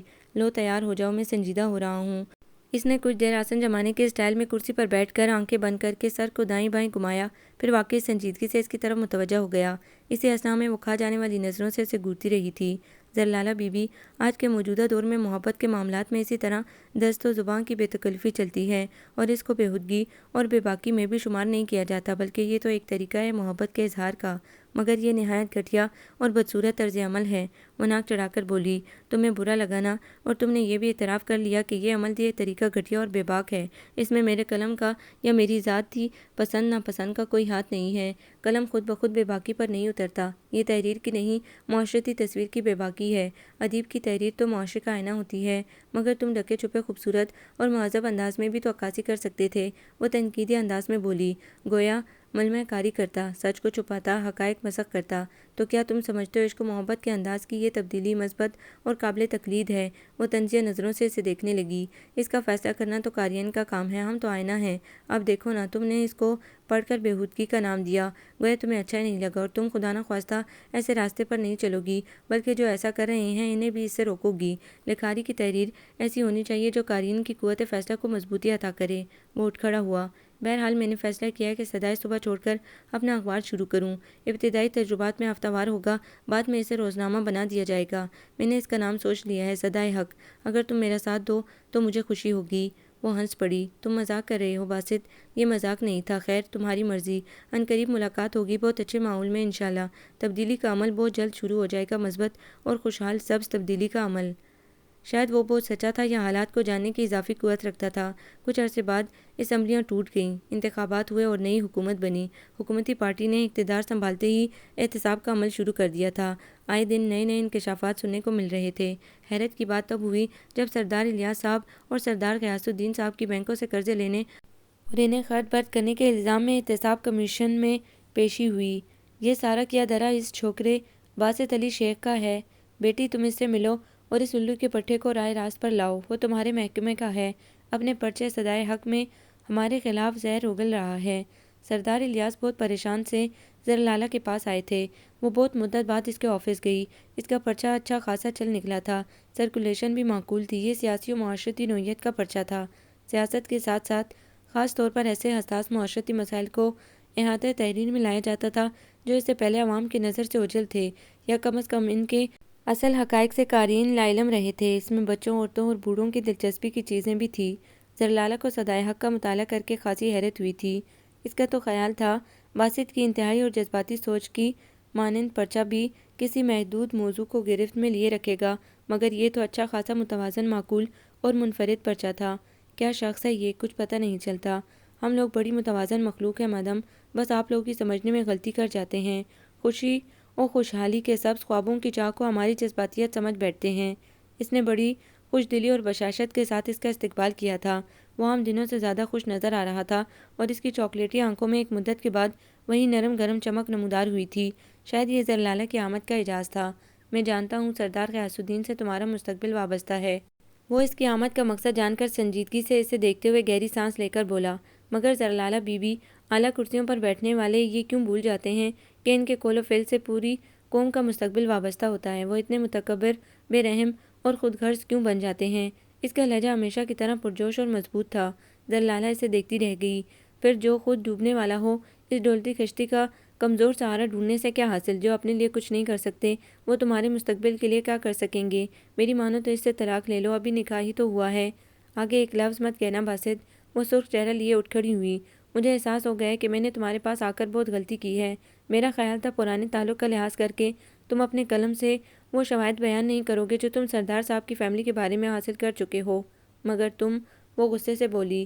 میں کیا کروں زرلالہ حسن کہ اس دھرتی سے میرا تعلق تم سے بھی زیادہ پرانا ہے۔ سبز خوابوں کا یہ جزیرہ مجھ سے وفا کا طالب ہے اور میں وفا نبھاؤں گا، ضرور نبھاؤں گا۔ وہ اٹھ کھڑا ہوا۔ اس کا سانولا چہرہ چمک رہا تھا، چاکلیٹی رنگ کی آنکھوں میں سبز خواب روشن تھے اور اس کا پورا سراپا عزم و ہمت کا منہ بولتا ثبوت پیش کر رہا تھا۔ آئندہ تمہارے پاس کبھی نہیں آؤں گی۔ تم جیسا نظریاتی اور انقلابی شخص صرف اپنی ذات کے ساتھ مخلص رہ سکتا ہے۔ وہ پرس اٹھا کر بھیگی آنکھوں سمیت وہاں سے اٹھ کر چلی گئی تھی۔ طلاق نامہ۔ اف، ایک خنجر جگر میں پیوست ہو گیا تھا۔ سردار الیاس کو جیل ہو گئی تھی، البتہ سردار غیاث الدین ملک سے فرار ہونے میں کامیاب ہو گئے تھے۔ جاتے جاتے ایک نیکی کر گئے کہ اسے اس بندھن سے آزاد کر گئے۔ ہمارے اثاثے منجمد کر دیے گئے ہیں۔ مجھے کچھ خبر نہیں کب وطن واپس آؤں اور آ بھی سکوں گا یا نہیں۔ تمہارا پاسپورٹ اور ویزا وغیرہ تیار ہوتا تو ہمراہ لے جاتا، مگر اب مجھے بہت جلدی ہے۔ تمہیں زندگی گزارنے کے لیے دوسرا ساتھی مل جائے گا اور میرے لیے تو وہاں بہت ہوں گی۔ انہوں نے جاتے جاتے فون پر چند الوداعی جملے بولے تھے۔ ادھر صدائے صبح کے دفتر میں بھی تبدیلیاں رونما ہو چکی تھیں۔ مشہود 6 ماہ قبل باہر چلا گیا تھا۔ افضل شادی کے بعد سرگودہ رخصت ہو گئی تھی۔ ضیاء اور عاصم صدائے حق جوائن کر چکے تھے۔ زرلالہ کو ایک کالج میں لیکچررشپ کی آفر ہوئی تو اس نے بھی صدائے صبح کو الوداع کہہ دیا۔ سچی بات تو یہ تھی کہ اب دل ہی نہ لگتا تھا۔ بابا جان اور امی اس کی طرف سے بہت فکر مند رہتے تھے۔ پھر اخبارات میں خبر آئی کہ سابق چیف سیکرٹری سلطان شیخ کے اثاثوں کی چھان بین کی جا رہی ہے اور اس سلسلے میں ناقابل تردید ثبوت بھی احتساب کمیشن کو ملے ہیں۔ یہ ثبوت با اہتمام صدائے حق میں شائع ہوئے۔ جواب میں سلطان شیخ نے باسط علی شیخ کو اپنی منقولہ وغیرہ منقولہ جائیداد سے آگ کر دیا۔ یا خدا، کیا یہ شخص پاگل ہو چکا ہے؟ زرلالہ صحیح معنوں میں چکرا کر رہ گئی تھی۔ سردار صاحب کے معاملے میں مدد نہ کرنے کا غصہ جاتا رہا۔ جو اپنے باپ کے خلاف لکھ سکتا ہے وہ محض ایک کلیگ کے سسر اور خاوند کو بچانے کے لیے کیوں کر حامی بھرتا؟ یوں بھی اب وہ سردار اینڈ سن کے معاملے میں سے ہاتھ اٹھا چکی تھی۔ ان کے جرم ثابت ہونے کے بعد اس نے خدا کا شکر ادا کیا تھا کہ اس کی رخصتی نہیں ہوئی تھی۔ اگر ایسا ہو جاتا تو آج ان کے ساتھ ساتھ وہ بھی بدنام اور زیر عتاب آ جاتی۔ ایک لحاظ سے اس معاملے میں باسط کے نقطہ نظر سے اتفاق کر چکی تھی۔ واقعی جو خود کو ڈوبنے سے نہ بچا سکے وہ اس کا سہارا کیوں کر ثابت ہو سکتے تھے؟ وہ اب اس تعلق خاطر پر شرمندہ تھی، بلکہ اس بات پر بھی کہ وہ سردار صاحب کی مدد کے خاطر باسط کے پاس کیوں گئی۔ باسط نے اس سارے عرصے میں اس سے کوئی رابطہ نہ رکھا تھا۔ شاید ناراض تھا یا بھول چکا تھا یا پھر بہت مصروف تھا۔ یوں بھی آخری ملاقات میں دونوں اطراف سے خوشگوار جذبات کا تبادلہ نہیں ہوا تھا۔ باسط نے بے رحمی سے سردار صاحب کے خلاف زہر اگلتے ہوئے طلاق لینے کا مشورہ دیا تھا۔ زرلالہ سہ نہ سکی اور مشتعل ہو کر اسے خود غرضی کا طعنہ دیتے ہوئے اس کے نظریات کی تحقیر کی تھی۔ شاید آخری ملاقات کے بعد وہ جامد و ساکت بیگانہ اور اجنبی انداز نے دونوں کے درمیان ایک دیوار سی کھڑی کر دی تھی۔ حالانکہ اتنی پرانی علیق سلیق تھی، بہت سارا اچھا وقت صدائے صبح میں اکٹھے گزارا تھا۔ ایسا ہونا نہیں چاہیے تھا۔ خواہش کے باوجود زرلالہ نے اس کے دفتر فون نہ کیا اور نہ کبھی باسط نے رابطہ رکھنے کی جستجو کی۔ عجب بے کیف سے دن گزر رہے تھے۔ قومی سطح پر بہت سی تبدیلیاں رونما ہو رہی تھیں۔ ہر شعبے زندگی کے افراد ان معاملات میں دلچسپی لے رہے تھے، مگر زرلالہ کا دل مردہ ہو چکا تھا۔ وہ تمام واقعات کو ایک معمول قصے ناظر کی طرح دیکھ رہی تھی۔ اس دن بڑی مدت بعد ضیاء سے ملاقات ہوئی۔ وہ اپنی بھتیجی کے لیے داخلہ فارم لینے کالج آیا تھا۔ اتفاقاً زرلالہ سے مٹبھیر ہو گئی۔ تم لوگوں نے تو مجھے بلا ہی دیا، کوئی خیر خبر نہیں رکھی۔ وہ اسی پرانے اپنائیت آمیز انداز میں شکوہ کر رہی تھی۔ ضیاء آج بھی ویسا ہی تھا، خوش خوراک اور گڑگڑاتے انجن کی طرح ہنسنے والا۔ ارے زرلالہ بی بی، اس نئے سال کی آمد کے ساتھ ہی ایسے نت نئے حالات و واقعات دیکھنے میں آئے کہ یقین کرو وقت گزرنے کا پتہ ہی نہیں چلا۔ ہر روز دل میں کہتا کہ آج فون کروں گا یا گھر جا کر ملاقات کروں گا۔ تمہاری بھابھی کو بھی ہر دوسرے چوتھے دن تیار رہنے کا آرڈر دیتا، مگر پھر ٹائم نہ نکل پاتا۔ پیسے کے چکر، سیاست کے داؤ پیچ اور قومی نوعیت کے ہنگامہ خیز واقعات و معاملات، صدائے حق میں آ کر تو صحیح معنوں میں اپنا آپ بھلا بیٹھا ہوں۔ ضیاء نے لمبی چوڑی وضاحت دے کر اسے مطمئن کیا تھا۔ مجھے تو وہ شخص کوئی پاگل لگتا ہے۔ اس نے اپنا خیال ضیاء کے گوش گزار کرنا ضروری خیال کیا۔ وہ اسے کالج کے وزٹنگ روم میں لے آئی تھی۔ ماسی اس کے اشارے پر کولڈ ڈرنک، سموسے اور چاٹ کینٹین سے لا کر ٹیبل پر رکھ رہی تھی۔ پہلے میں بھی یہی سمجھتا تھا، ضیاء نے گڑگڑاتے انجن کی طرح کہکا لگایا۔ دراصل ہمارے ہاں اضافی قوت مشاہدہ رکھنے والا شخص پاگل ہی سمجھا جاتا ہے۔ وہ بے تکلفی سے سموسہ اور چاٹ پلیٹ میں ڈالنے لگا۔ اس مہمان نوازی پر تمہارا شکریہ ادا نہیں کروں گا۔ وہ پلیٹ بھر کر اسے دیکھتے ہوئے ڈاٹ سے ہنسا۔ میں قبول بھی نہیں کروں گی۔ وہ بے ساختہ ہنس دی۔ مجھے پرانے زمانے یاد آنے لگے ہیں۔ یاد ہے کس روب سے بیچارے عاصم سے ٹریٹ وصولی تھی میرٹ میں۔ اس کی آنکھوں میں عید گزشتہ کی تصویر لہرانے لگی۔ ہاں کیا اچھے زمانے تھے وہ، اب وہ بے فکری جیسے خواب ہو کر رہ گئی ہے۔ ضیاء نے ٹھنڈی سانس لی۔ صدائے حق میں کام کرتے ہوئے کیسا محسوس ہو رہا ہے؟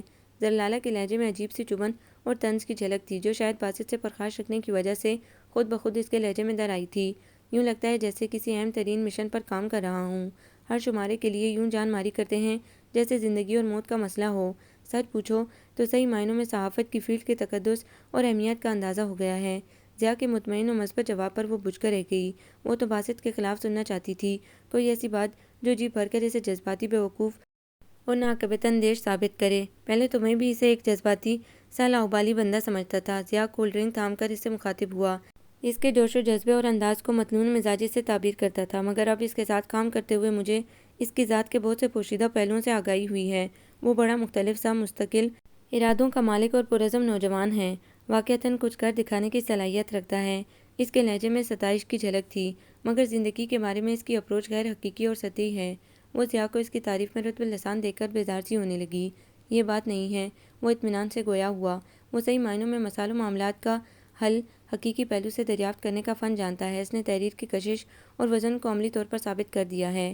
آج صدائے حق کے تجزیے اور رپورٹس پر اعلیٰ ایوانوں میں سنجیدگی کے ساتھ غور کیا جاتا ہے اور اس کے فراہم کردہ ٹھوس شواہد پر ایکشن بھی لیا گیا ہے۔ نمایاں ترین مثال سردار صاحب اور خود اس کے اپنے والد شیخ صاحب ہیں۔ وہ کرپشن کے الزام میں گرفتار ہو چکے ہیں اور بیگم شیخ اپنی سوشل ویلفیئر تنظیم کے بارے میں صفائیاں دیتی پھر رہی ہیں۔ یہی بات اسے سرپھرا انسان ثابت کرتی ہے۔ اپنے ہی باپ کے خلاف عدالت کو ثبوت فراہم کر دیے اور ماں کی کرپشن کے واضح شواہد اپنے پیپر میں شائع کیے۔ سنا ہے اس کا باپ اسے آگ کر چکا ہے۔ سچی بات تو یہ تھی کہ زلالہ کو اس شخص کی سائیکالوجی سمجھ میں نہیں آ رہی تھی۔ ہاں مگر اس کو کیا فرق پڑتا ہے؟ ضیاء نے ہاتھ جاڑے۔ شیخ صاحب کے اثاثے تو ویسے بھی باقی سرکار ضبط ہو چکے ہیں۔ وہ ہنسا۔ پھر صدائے حق کا ادارہ بھی بند ہونا چاہیے تھا، وہ بھی تو اس نے باپ کے پیسوں سے بنایا تھا۔ وہ الجھ کر ضیاء کو دیکھنے لگی۔ نہیں، وہ اس نے اپنی سگی ماں کے ورثے میں ملی جائیداد بیچ کر کھولا تھا، باپ سے تو ایک پائی بھی نہیں لی۔ ضیاء کو مکمل طور پر اس کا حمایتی دیکھ کر اس نے اس سلسلے میں مزید پوچھ گچھ کا ارادہ ترک کر دیا۔ شاید ضیاء اس کی شخصیت کا اسیر ہو چکا تھا۔ وزیر اعظم کے اعلان اور خود انحصاری فنڈ میں شمولیت کی اپیل کے ساتھ ہی اس نے اپنے 4 شماروں سے حاصل ہونے والی آمدنی فنڈ میں جمع کرا دی تھی۔ آفس کے ورکرز نے بھی اپنی ایک ماہ کی آدھی تنخواہ عطیہ کی ہے۔ صدائے حق کا ایک بڑا صفحہ قارئین میں خود انحصاری کے جذبے کو فروغ دینے کے لیے مختص کر دیا گیا ہے، جس میں زیادہ سے زیادہ بچت اور سادگی اپنانے اور فنڈ میں حصہ لینے کی پرجوش ترغیب دی جا رہی ہے۔ ضیاء کے نئے انکشافات پر اسے شدید حیرت ہوئی اور اس کے مثبت اثرات مرتب ہو رہے ہیں۔ قارئین کے خطوط اس امر کا واضح ثبوت ہیں، جس میں وہ جوش و خروش سے خود انحصاری کی منزل تک پہنچنے کے لیے حکومت کے ساتھ مالی و جانی تعاون کی عملی یقین دہانی کرواتے ہیں۔ صدائے حق کے بہت سے قارئین اس فنڈ میں اپنا حصہ ڈال چکے ہیں۔ اچھا، حیرت ہے وہ یہی کہہ سکی۔ مجھے یقین نہیں آتا کہ وہ شخص اتنی صلاحیتوں کا مالک بھی ہو سکتا ہے، وہ چھپتے ہوئے انداز میں بالآخر کہہ گئی۔ وہ اس سے بھی کہیں زیادہ خوبیوں کا مالک ہے، مگر اس کی تشہیر نہیں کرتا۔ مجھ پر تو اس کے قریب رہ کر اس کا خاموش جائزہ لے کر انکشافات ہوئے ہیں۔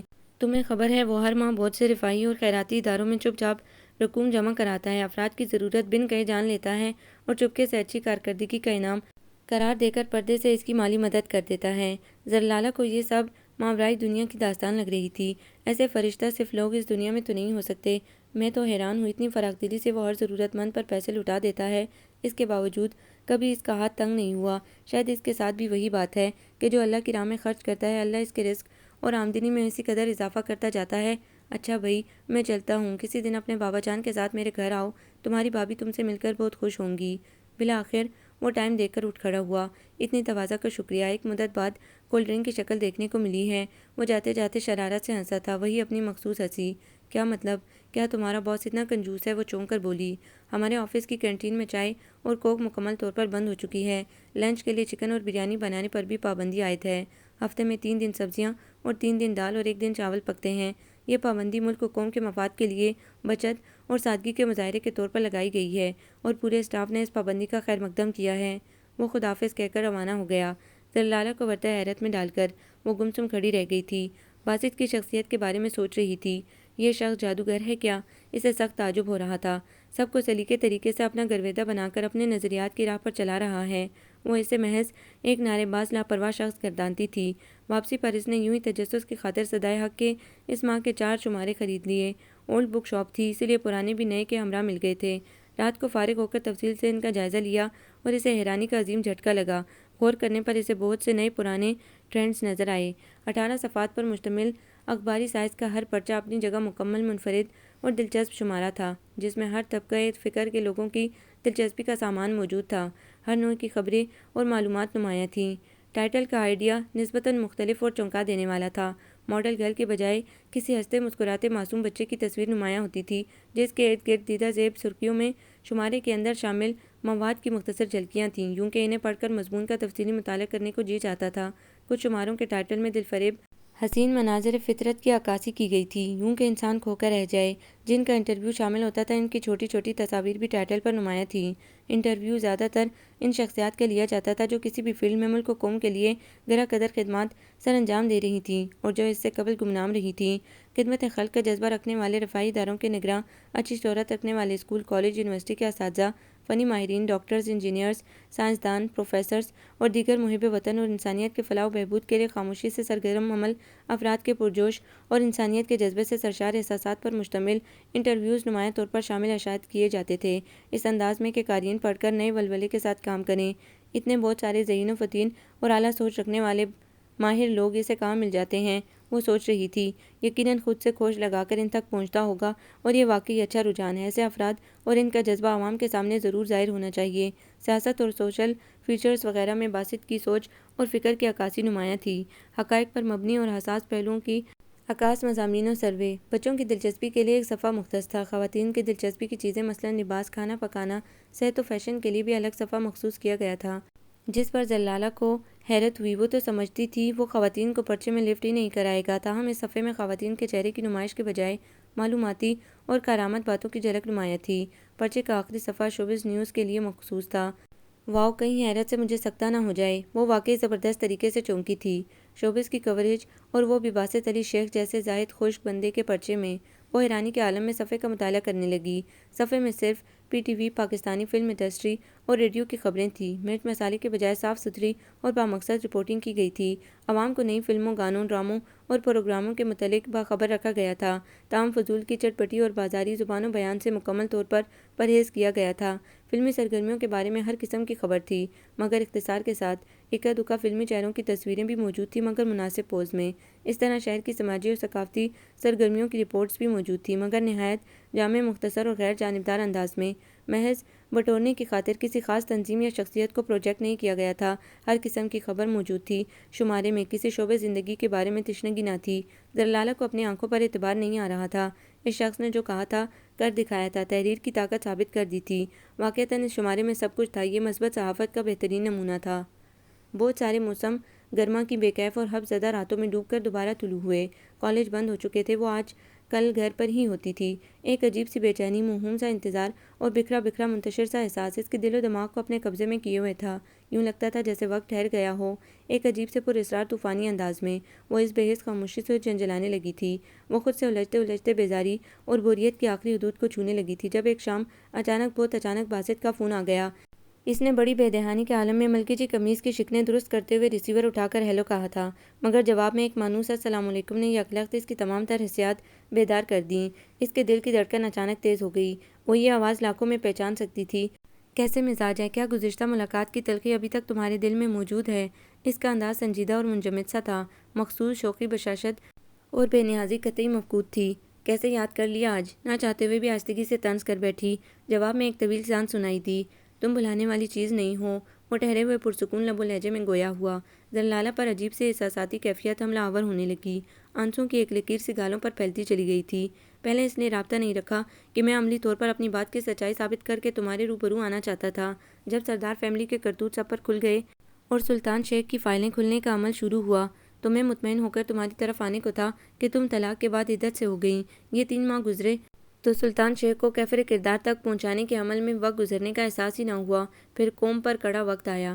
اس کی صدا پر لبیک کہتے ہوئے اس سلسلے میں رائے عامہ ہموار کرنے میں مصروف ہو گیا۔ یہ لمحے ایسے تھے کہ میں خود کو بھی بھول گیا۔ یاد رکھا تو اپنے وطن کی سلامتی اور سرخ روئی کو۔ اپنا فرض ادا کر کے آج تم سے مخاطب ہوں۔ وضاحت دینے کی ضرورت نہیں ہے، وہ گہری سانس لے کر بولی۔ وضاحت کر دینی چاہیے، اس سے دلوں کا میل دھل جاتا ہے۔ وہ پرزور لہجے میں گویا ہوا۔ تم کچھ بدل گئے ہو، سنجیدہ سے ہو گئے ہو۔ وہ موضوع بدل کر بولی، نہیں، میں اندر سے آج بھی وہی باسط علی شیخ ہوں جیسا پہلے تھا، فرق صرف یہ ہے کہ وہ بے فکری اور شوخی کسی کی کجروی کی نظر ہو گئی ہے، باقی اندر سے ویسا ہی پرجوش، مضبوط اور مستحکم ارادوں کا مالک ہوں۔ کس کی کجروی کی؟ اس کی آواز لرزنے لگی۔ جواب میں وہ کچھ دیر تک چپ رہا۔ کیا جواب دینا ضروری ہے؟ وہ گویا ہوا۔ نہیں، اگر دے دو تو عنایت ہوگی۔ پھر دونوں اس بیساختگی پر اپنی اپنی جگہ گنگ رہ گئے۔ عہد رفتہ کا کوئی لمحہ ذہن کے دریچے میں روشن ہوا چاہتا تھا۔ جواب اس وقت بھی زرلالہ حسن تھا اور اب بھی وہی ہے۔ بہت دیر کی خاموشی کے بعد وہ چپکے سے کہہ گیا، کیا؟ اس کے سر پر چھت آن رہی۔ ایک دم شوق لگا تھا۔ ماضی کے کچھ جملے اس سناٹے میں شور مچا کر اپنے وجود کا احساس دلانے لگے تھے۔ بعض اوقات انسان اپنے آپ سے بھی ڈرنے لگتا ہے، باسط نے کہا تھا۔ شاید وہ اپنے جذبوں کی بے اختیاری سے ڈرتا تھا۔ کبھی کبھی میرے ساتھ بھی ایسا ہوتا ہے۔ اور اس نے سوال کیا تھا، کب؟ کیا اس کا جواب دینا ضروری ہے؟ زرلالہ کے استفسار پر وہ بولا تھا، ہاں آج میں جواب دے سکتا ہوں۔ باسط گویا ہوا، میں نے پہلے دن صدائے صبح میں جاب کا آغاز کیا تو تم سے ملاقات ہوئی تھی، جلائی ہوئی بات بات پر چڑھنے والی مگر در حقیقت حساس اور ہمدرد مزاج کی مالک وہ لڑکی شروع دن سے مجھے اچھی لگی تھی، مگر جلد ہی پتہ چل گیا کہ اس کے جملے حقوق محفوظ ہو چکے ہیں، سو اپنے جذبات کو دل میں ہی دبا لیا۔ ہاں کبھی کبھی تمہارے ساتھ کی خواہش اس طرح ہمکتی تھی کہ میں اپنے آپ سے خوفزدہ ہو جاتا تھا۔ وہ سکتے کے عالم میں پسینے سے نچڑے ہاتھ میں ریسیور تھامے اس کی زبان سے اعتراف سن رہی تھی۔ اس نے ایک بار کہا تھا، کبھی کبھی میری پسند میرے مزاج سے نہیں بھی ملتی، پھر بھی میں اسے پسندیدگی کا درجہ دیتا ہوں۔ اور زرلالہ نے اس کے جملے پر غور کرنے کی زحمت نہیں کی تھی۔ مجھے تم سے بہت سی باتیں کرنا ہے، بہت سی وضاحتیں باقی ہیں ابھی۔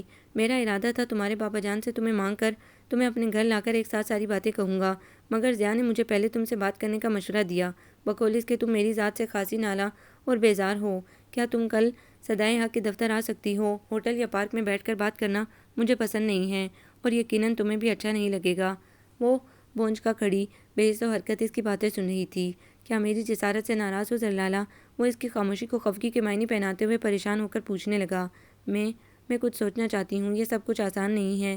وہ تھوک نکل کر بمشکل بولی، پھر میرے اور تمہارے نظریات اور مزاج، اس کی تم فکر نہ کرو۔ وہ اس کی بات کاٹ کر مطمئن ہو کر بولا، میں بہت پہلے سے تمہاری ذات میں چھپی تمہاری اصلی شخصیت کی کھوج لگا چکا ہوں۔ مجھے شروع سے یہ یقین رہا ہے کہ تم ایسی نہیں ہو، مصلحتاً یا مجبوراً بن گئی ہو، بنا دی گئی ہو۔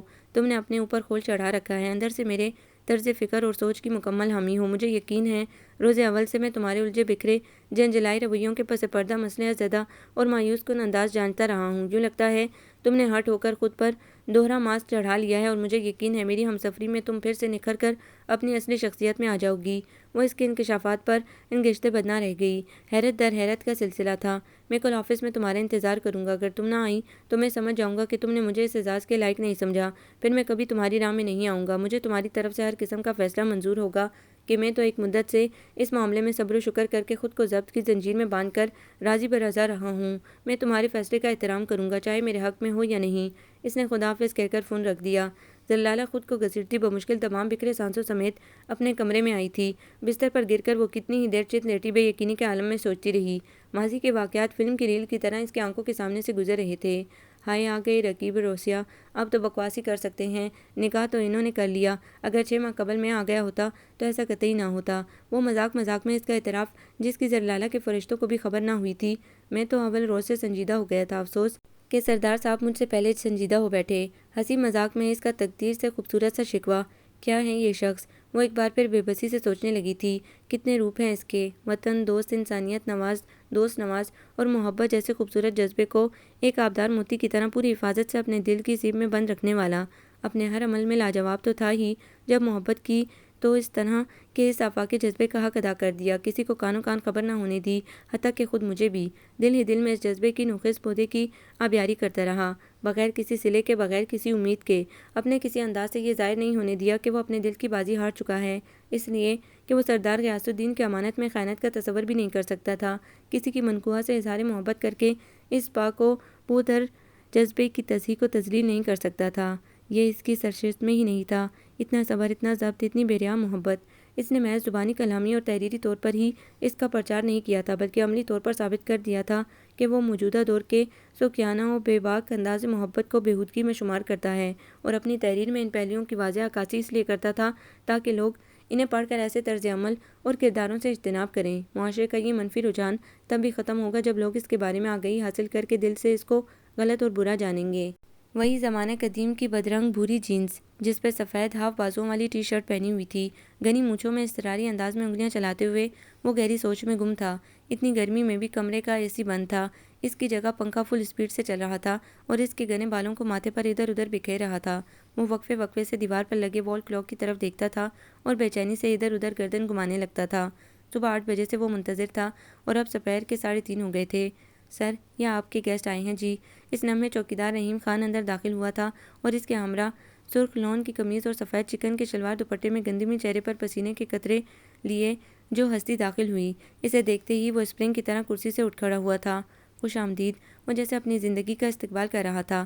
لمحوں میں مرجھائے ہوئے چہرے پر جاندار تازگی بکھر گئی تھی، ہونٹوں پر مسکراہٹ گونجنے لگی تھی۔ رحیم خان، بی بی کے لیے بہت ٹھنڈا سا پانی لاؤ۔ افسوس ہمارے آفس میں کولڈ ڈرنکس کا داخلہ ممنوع ہے، وہ چہک رہا تھا۔ ٹھنڈا پانی میں انٹرنس پر پی چکی ہوں، تمہارا چوکیدار بہت مہذب اور ہمدرد انسان ہے۔ وہ سہولت سے کرسی پر بیٹھ گئی۔ رحیم خان سر کے اشارے سے باہر نکل گیا تھا۔ باسط نے بغور اس کے کھلے کھلے سراپے کا جائزہ لیا۔ اس کی چاکلیٹی کلر کی آنکھوں میں وہی نرم گرم مخصوص چمک ابھر آئی تھی۔ اس چمک کا مفہوم اب جا کر زرلالہ پر واضح ہوا تھا۔ وہ نروس سی ہو کر ادھر ادھر نظریں دوڑانے لگی۔ تمہارے آفس کا سسٹم بڑا اچھا ہے۔ ابھی ضیاء نے مجھے ساری بلڈنگ دکھائی تھی۔ وہ بات شروع کرنے کے لیے سرسری سے انداز میں گویا ہوئی۔ میں نے کوشش کی ہے کہ ہر کمرہ اس طرح ایک دوسرے سے قریب ہو کہ اسٹاف کو آپس میں رابطہ کرنے اور چیزیں ادھر سے ادھر پہنچانے میں تاخیر نہ ہو۔ اسی لیے پیسٹنگ روم کمپیوٹر روم کے عین سامنے بنایا گیا تاکہ ایک طرف سے مواد نکلے تو دوسری طرف فوراً کاپی جوڑنے کا عمل شروع ہو جائے۔ میرا خیال تھا تم شوبز اور تفریح کی چیزیں پرچے سے آؤٹ کر دو گے، جیسا کہ تم اپنی باتوں سے ناگواری ظاہر کرتے تھے۔ اس کی بات پر وہ ہلکے سے مسکرایا۔ افسوس کہہ لو یا بدقسمتی کہ تم نے ہمیشہ میری باتوں کو ایک ہی مخصوص انتہائی زاویے سے پرکھا ہے۔ میں ایک مخصوص شعبے کی جانبدارانہ پروجیکشن بلکہ اوور پروجیکشن کے خلاف بولتا تھا۔ یہ کبھی نہیں کہا کہ شوبز کو مکمل طور پر آؤٹ کر دیا جائے گا۔ ہر شعبے کو کوریج ملنی چاہیے۔ شوبز کا اپنا حصہ، اسی طرح پرچے میں تفریح کا عنصر بھی ہونا چاہیے۔ میری ڈیمانڈ صرف اتنی تھی، بلکہ اب بھی ہے کہ تفریح بامقصد اور مثبت انداز میں ہونی چاہیے۔ وہ چپ چاپ مغلوب سی کیفیت میں اس کی باتیں سن رہی تھی۔ کیا بات ہے، تم بہت خاموش ہو گئی ہو، پہلے تو بہت بولتی تھیں۔ اس کی کیفیت نوٹ کرتے ہوئے سنجیدگی سے اس کی طرف متوجہ ہو گیا۔ باسط، وہ بہت ہچکچاتے ہوئے انداز میں مخاطب ہوئی، میں بہت عام سی لڑکی ہوں اور شاید کم حوصلہ بھی، تم جیسے پرجوش، باعزم اور عظیم خوبیوں کے مالک شخص کے ساتھ نہیں چل سکوں گی۔ وہ دونوں ہتھیلیاں آپس میں مسلتے ہوئے سر جھکا کر بول رہی تھی۔ باسط نے اس کے چہرے پر نظر جما دی، بولا کچھ نہیں، شاید اسے وضاحت کا موقع فراہم کرنا چاہتا تھا۔ تم نے حیرت انگیز طور پر درست اندازہ لگایا تھا۔ 3-4 برس قبل جب میں نئی نئی جرنلزم کی فیلڈ میں داخل ہوئی تو تمہاری طرح بہت پرجوش اور جذباتی تھی، بے باک و بے لاگ اور صاف ستھری صحافت پر یقین رکھتی تھی۔ میں نے بے دھڑک قلم کا استعمال کیا، مگر کچھ عرصے بعد ہی میڈم ملک نے طلب کر کے مجھے سمجھا دیا کہ انہیں حالات حاضرہ کی حقیقی عکاسی نہیں چاہیے، گلیمرس اور جاندار انداز درکار ہے۔ انہوں نے کہا، ہمیں رسالے کو گلیمرس اور سنسنی خیز بنا کر مقبولیت حاصل کرنا ہے، فلمی اور بااثر شخصیات کی تصاویر اور سرگرمیوں کے بارے میں شائع کر کے ان کی عاشر آباد حاصل کرنا ہے، پرکشش زاویوں سے ماڈلز کی فوٹوگرافی کروا کے اشتہاراتی کمپنیوں کو اپنی طرف کھینچنا ہے، رسالہ چلانے کے لیے وہی مسالے شامل کرنا ہے جسے عوام پسند کرتے ہیں۔ جاب میری ضرورت تھی، مجھے بہرحال سروائیو کرنا تھا، تو میرا سنجیدہ قلم پھسل کر رنگینیوں اور مصنوعی تفریحات میں گم ہوتا چلا گیا۔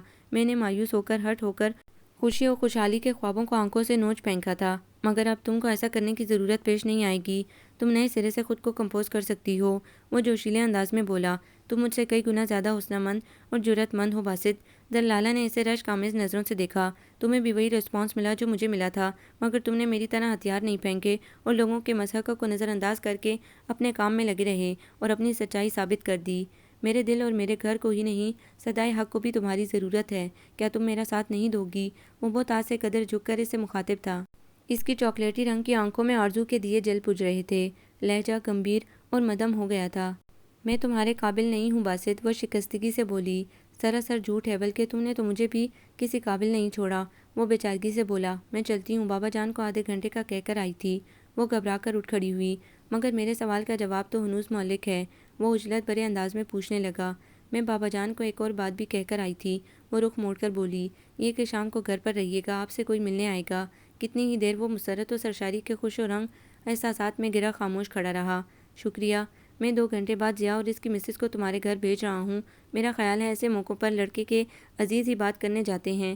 وہ بہت خوبصورت مسکراہٹ اور آنکھوں میں مخصوص چمک لیے شگفتگی سے بولا، مگر پہلے ایک بات ماننا ہوگی، اس قدیم تاریخی جینس کو بدل لو خدا کے واسطے۔ وہ بے ساختہ ہنس پڑا۔ اوکے باس، کل چوکیدار رحیم خان بھی یہی مشورہ دے رہا تھا۔ میں کل ہی بازار سے 3 سال کی گارنٹی کے ساتھ وفا نبھانے والی نئی جینز خرید لوں گا، سبز خوابوں کے جزیرے کا باسی کھلکھلا کر کہہ رہا تھا۔